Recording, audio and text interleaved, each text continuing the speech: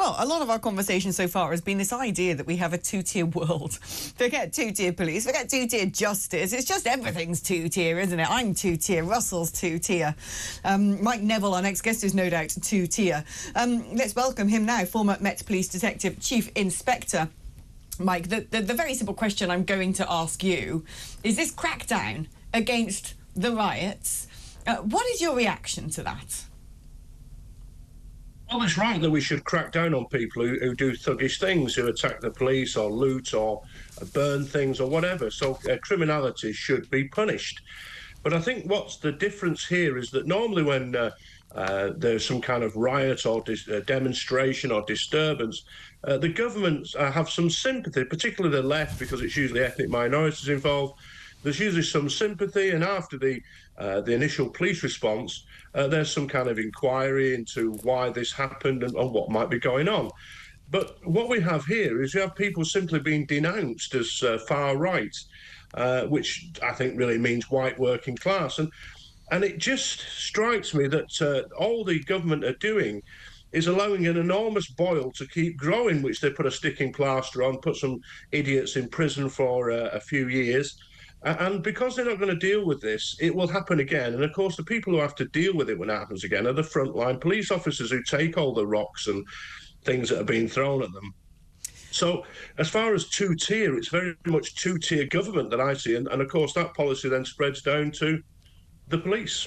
Yeah, and what do you make of these show trials taking place, which, you know, sometimes I can get a little bit law and order, Alex, if I'm honest with you. I don't mind strict approaches to things like civil unrest. I think by and large in this country we're often a little bit too weak, but it does to me seem to set a dangerous precedent. Now, no one can accuse Sir Keir Starmer of not having done the show trials against grooming gangs, because that wasn't necessarily him in government at the time. It could have been a Conservative Party who perhaps should have introduced that. But are people now going to say, well, look, after this next protest that might happen, after this, you know, particular incident that breaks out or scandal that unfolds, are they going to be marched out on television screens in front of judges and magistrates to be sent straight to clink?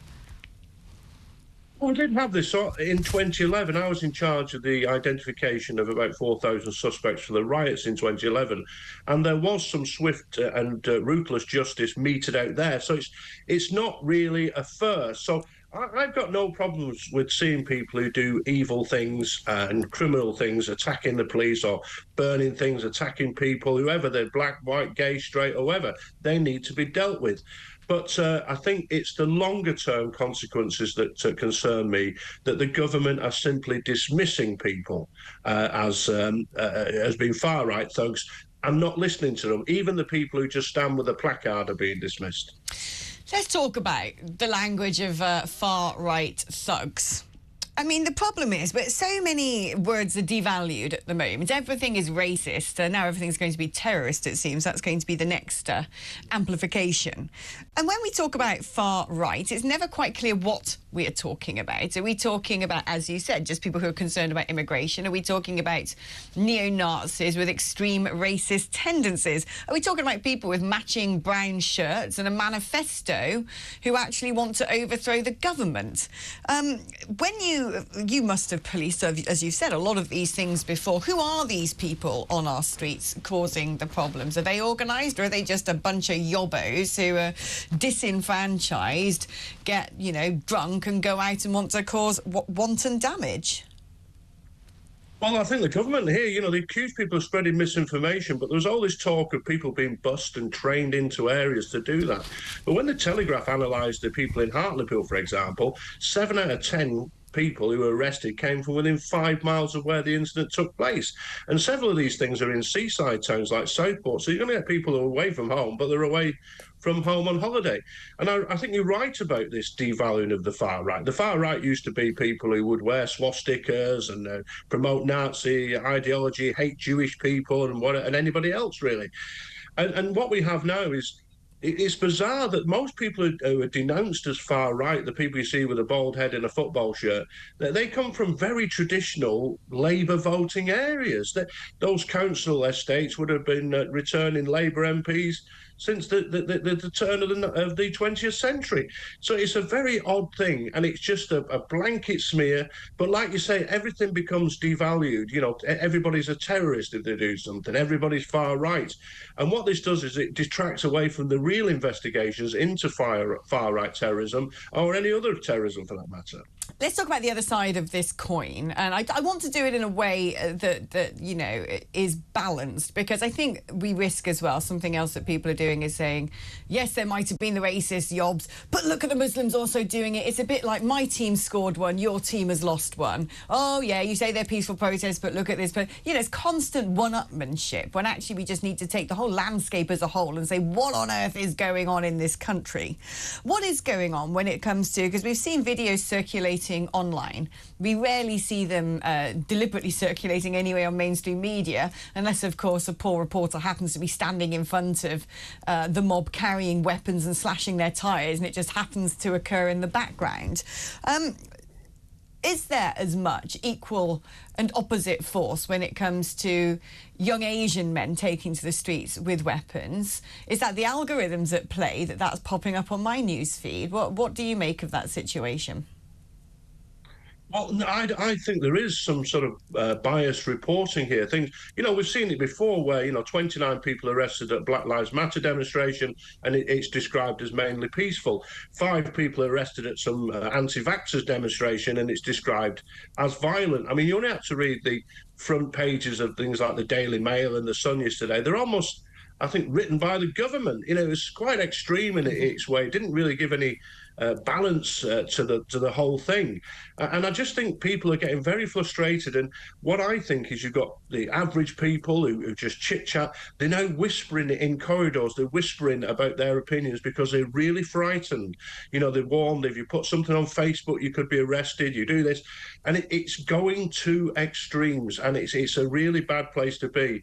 And we need to be honest about the problems that are happening in this country. And just to keep trotting out statements like diversity is our strength, it doesn't work anymore, and we need bigger solutions than that. Mike, thank you ever so much for your candour. What do you think about this, Russ? I mean, I think there's something else going on here as well. So I think that it's a very easy, lazy label just to say, look, everybody that's involved in these protests is a far-right thug, notwithstanding the fact that obviously there's an element that are definitely causing trouble and that should be condemned. However, I can't think of a single instance over the last 2 or 3 weeks where, you know, white has targeted Asian, so to speak, in terms of it actually being a racial attack. What I see every minute of every hour of every piece of footage on social media and in the mainstream media is people attacking the police.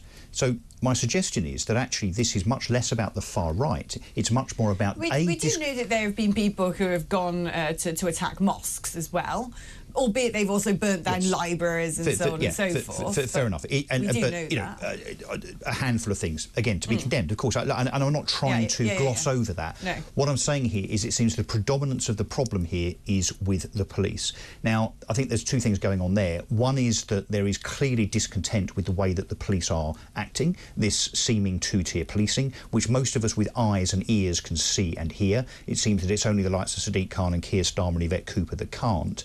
But also you have to then say, with regard to the way that these things are being policed, if you look at the way that Leeds was policed, where the police ran away, and by the way, didn't have truncheons, weren't in riot gear, when it comes to Westminster a week later, the police were there in force, in riot gear, immediately kettled the protesters and then started to single them out. And on the police radio, we hear such things as, just pick one out. And those 100 or so people were then arrested, presumably just to make sure that the numbers look good. I think that there is as much discontent here with the policing of this nation as there is with regard to seeming racial stroke ethnicity discontent by way of immigration. Yeah, and I think the police here represent essentially the ruling classes, authority, and people feel like they're being ignored by authority.